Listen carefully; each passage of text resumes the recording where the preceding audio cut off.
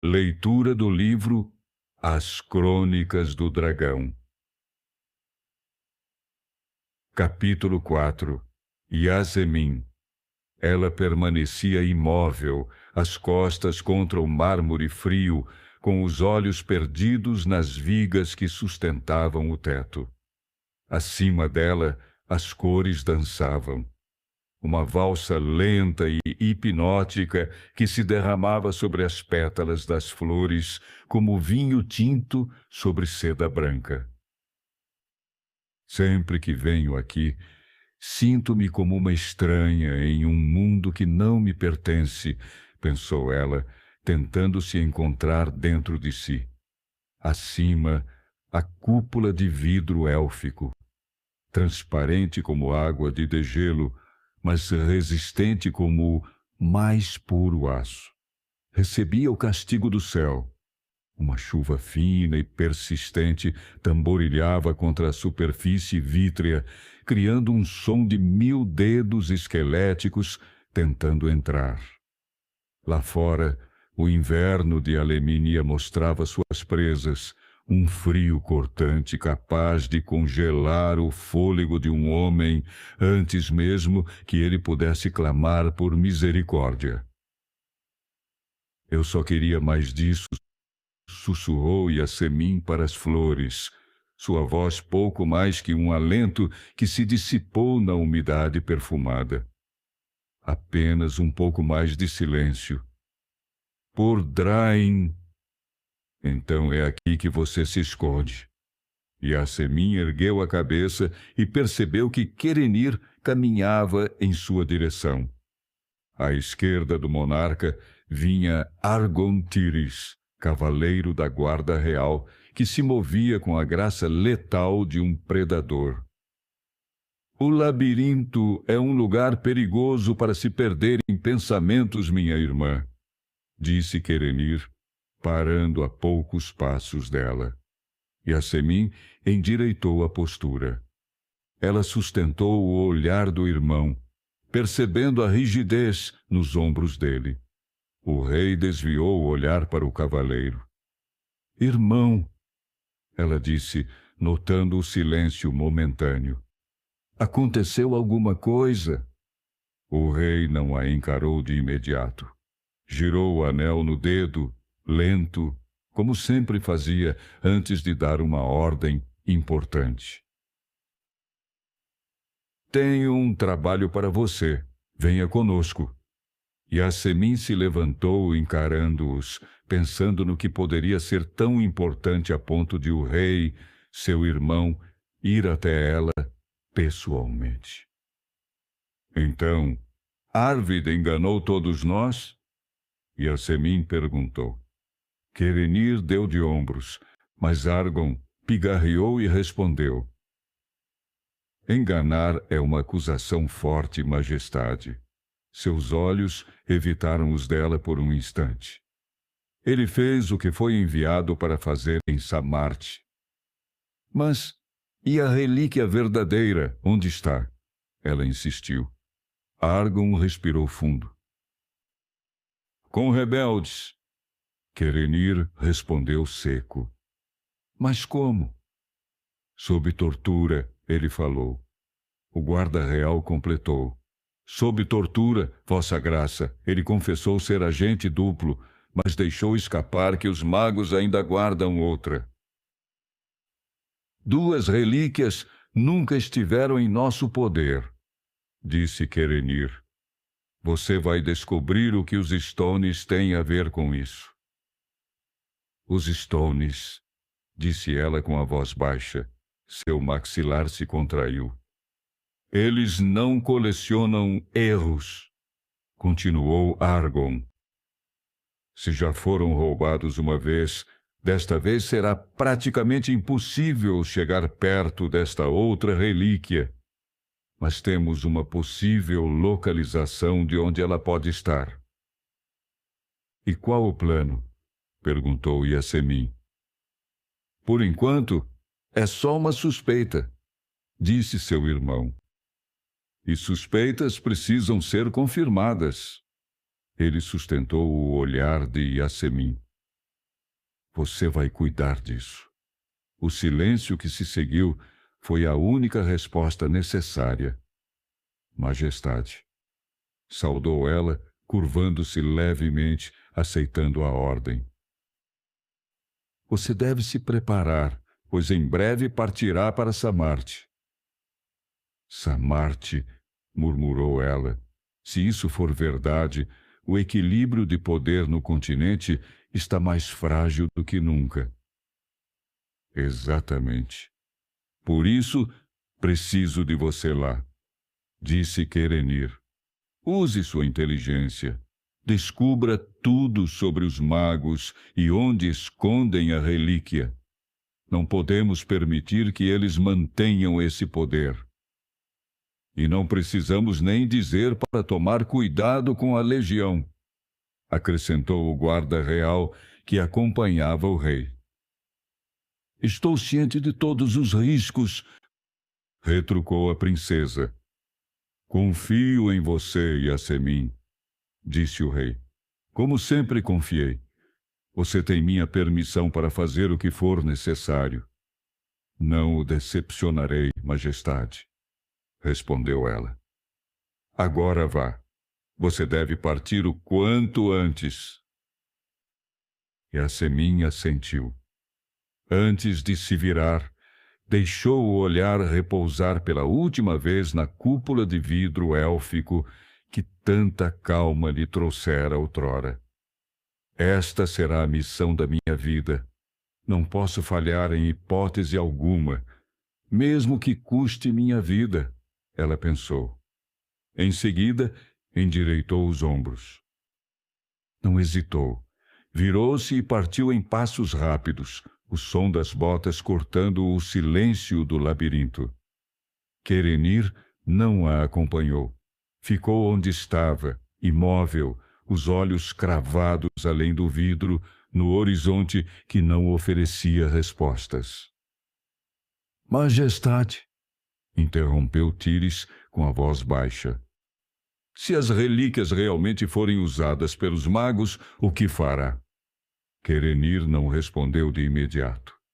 Ele segurou o cabo de sua espada na cintura. Eu farei o que for necessário, Argon, para proteger a Lemínia e o legado dos Dracar. O silêncio voltou a pairar no labirinto, enquanto o vento leve balançava as flores como testemunhas silenciosas de um futuro repleto de incertezas. Algum tempo depois, longe dali, Yasemin caminhava pelo corredor principal do castelo em direção a seus aposentos. Os corredores eram longos e friamente iluminados pelo brilho dourado dos candelabros, refletido nas paredes brancas com detalhes em ouro. O frio se infiltrava mesmo nas pedras mais grossas do castelo real, mas Yasemin estava absorta demais em pensamentos para sentir qualquer tipo de clima. O encontro no labirinto de flores ainda pairava em sua mente. A missão parecia cada vez mais complexa, mas o peso da responsabilidade era algo com que Yasemin já estava acostumada. Pelo menos era o que ela achava. Quando chegou à porta de seus aposentos, foi recebida por um caloroso sorriso de uma jovem de pele acobreada, traços delicados e cabelos escuros, sempre presos em um coque impecável. Era Melina, sua criada pessoal. Seu olhar era atento, quase maternal, e ela segurava um pequeno cesto com tecidos e frascos de perfume. Milady, disse ela com uma reverência. Dentro do quarto, Barradir, o eunuco, já a aguardava. Ele era um homem alto e magro, vestido com uma túnica simples de tom marfim. Seu rosto era austero, mas seus olhos brilhavam com uma astúcia que poucos conseguiam igualar.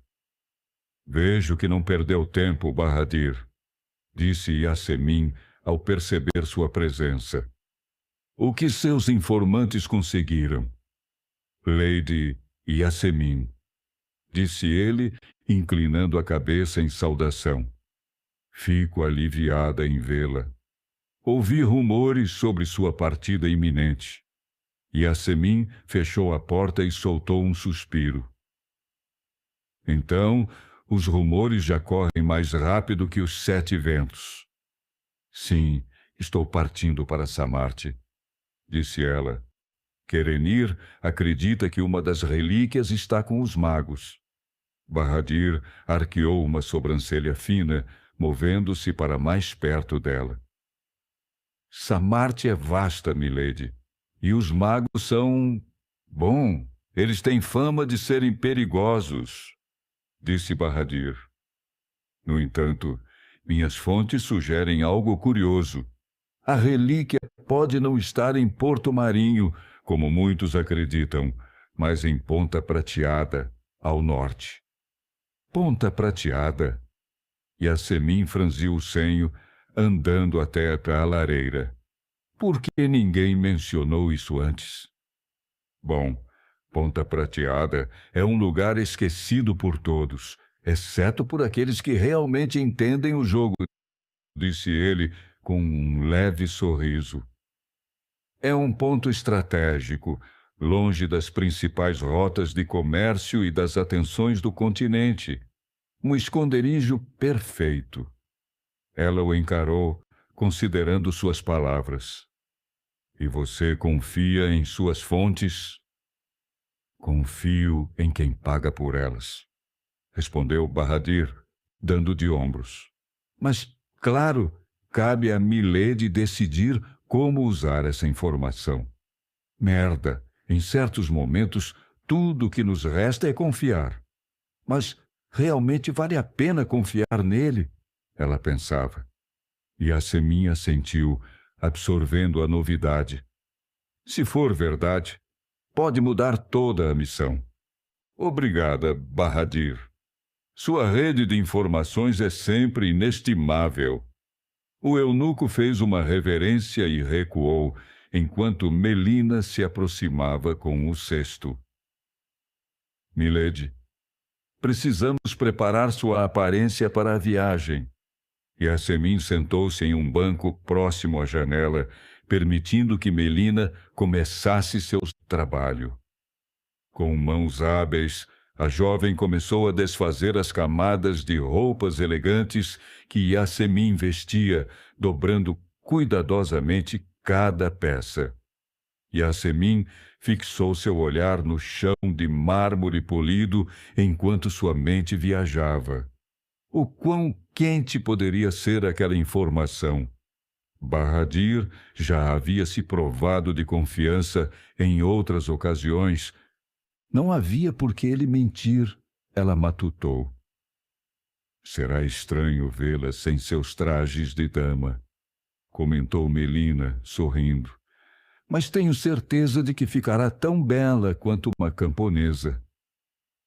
Espero que ninguém perceba isso, respondeu Yasemin com um toque de humor. Melina riu baixinho e continuou. Quando terminou, Yasemin estava vestida com roupas modestas, um vestido de algodão cinza, botas de couro usadas e um manto simples. Seu cabelo, antes preso de forma elaborada, foi solto e trançado de maneira desleixada. Pronto, disse a criada, dando um passo para trás para admirar seu trabalho. Ninguém imaginaria que é a mesma mulher que saiu do labirinto de flores. Bahadir, que assistia a tudo de perto, sorriu. Seja cuidadosa, milady. Samarte não é um lugar para confiar em rostos amigáveis. Yasemin se levantou, ajustando o manto sobre os ombros. Sei disso, mas com as informações que você trouxe, talvez possamos ficar um passo à frente. Ela voltou-se para Melina e a segurou pelas mãos. Obrigada, Melina. Seu trabalho é sempre impecável. Melina fez uma reverência, contendo a emoção em seus olhos. Que os deuses a protejam, Milady. Yasemin assentiu e se virou para o eunuco. Avise Querenir que partirei. E, por favor, continue atento. Precisaremos de toda a informação possível sobre as relíquias. Ele inclinou a cabeça. Como desejar, Vossa Graça. Algum tempo depois, Yasemin deixou seus aposentos, pronta para a missão. Sua mente já estava focada no que viria. Ponta Prateada, os magos de Samarte, as relíquias do dragão. A jornada será perigosa, mas não posso falhar, pensava ela. A princesa seguiu para a torre norte do castelo real, que se erguia sobre a cidade das flores como uma sentinela solitária. O vento frio fazia as bandeiras tremularem, mas Yasemin mal o sentia. Agora, vestida como uma plebeia, com um manto simples de lã e roupas discretas, ela parecia outra pessoa. Era uma máscara que precisaria usar para sua perigosa jornada. Do alto da torre, ela olhava para o horizonte. O céu de Alemínia, pintado em tons de laranja e violeta pelo sol poente, era um espetáculo. Seus pensamentos estavam longe dali, perdidos em dúvidas. Confiar ou não em certas pessoas poderia significar vida ou morte. Uma rajada de vento mais forte a trouxe de volta à realidade. Então, ela ouviu um som distinto, como o bater de asas gigantes. Levantou os olhos e viu algo vindo em sua direção. Um grifo. A criatura era majestosa, com penas douradas que refletiam o último brilho do sol e garras afiadas como lâminas. Seu vôo era poderoso e silencioso, mas o que chamou sua atenção foi o cavaleiro que o montava. Gareth Tyrese II. Quando o grifo pousou na plataforma da torre, Yasemin recuou instintivamente. Gareth desceu sem problemas. Ele era alguém acostumado à companhia de feras. Tyrese era alto, de postura impecável, vestindo roupas pretas que contrastavam com seus olhos verdes profundos. A semelhança com seu pai, o lendário Gareth Tyrese, era impressionante, embora ele nunca tivesse conhecido o homem que tantos veneravam. Ele se aproximou. Lady Yasemin, disse ele com um sorriso quase imperceptível. Parece que temos uma missão ousada pela frente.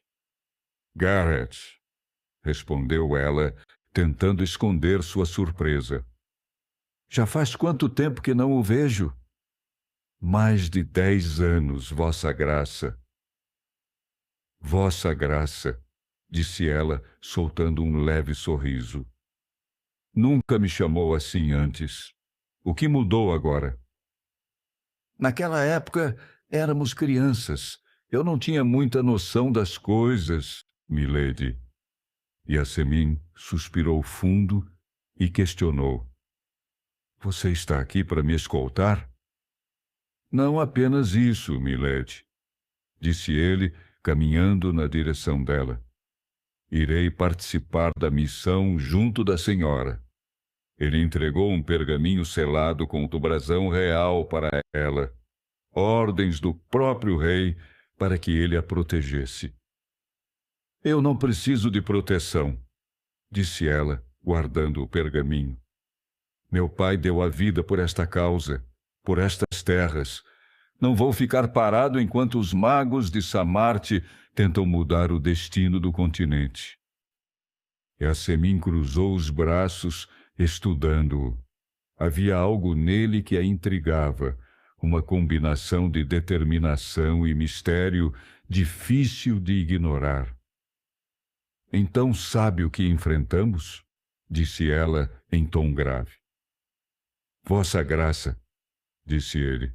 Eu só preciso saber quem é o inimigo para neutralizá-lo. Vejo que não mudou nada desde quando éramos crianças, disse ela. Mas há muitas verdades nesta terra. Por exemplo, os elfos. Há quem diga que eles são uma lenda, mas meu pai acreditava que a Almarinha ainda existe, escondida em algum lugar, e que 2 relíquias estão lá com eles. Ele inclinou a cabeça, intrigado. Você acredita nisso, Majestade? Achei que só crianças acreditassem em contos de fadas. Ela deu de ombros, aproximando-se da borda da torre. O que acredito é irrelevante. Se os elfos realmente guardam as relíquias, então eles têm o poder de nos salvar ou nos destruir. Ele suspirou, caminhando até ficar ao lado dela. Do alto da torre, a cidade das flores se estendia como um mosaico vibrante. 5 relíquias estão conosco, mas ainda somos vulneráveis. 2 delas desapareceram desde a queda dos Luminar, e agora sabemos que uma está em Samarte. Se os magos resolverem usar seu poder... Yasemin o interrompeu, sua voz calma, mas firme. Então teremos outra guerra. E desta vez, talvez nem nossos exércitos possam nos proteger. Ela o olhou, seus olhos buscando alguma faísca de esperança naquele homem que parecia tão cético. E se os elfos realmente existirem? E se Almarinha não for apenas uma história para crianças? Ele sorriu de canto, balançando a cabeça. Você tem o coração de uma sonhadora, princesa Yasemin. Mas sonhar não vence guerras. E o ceticismo também não, retrucou ela, firme. Foi isso que me manteve vivo até hoje, milady.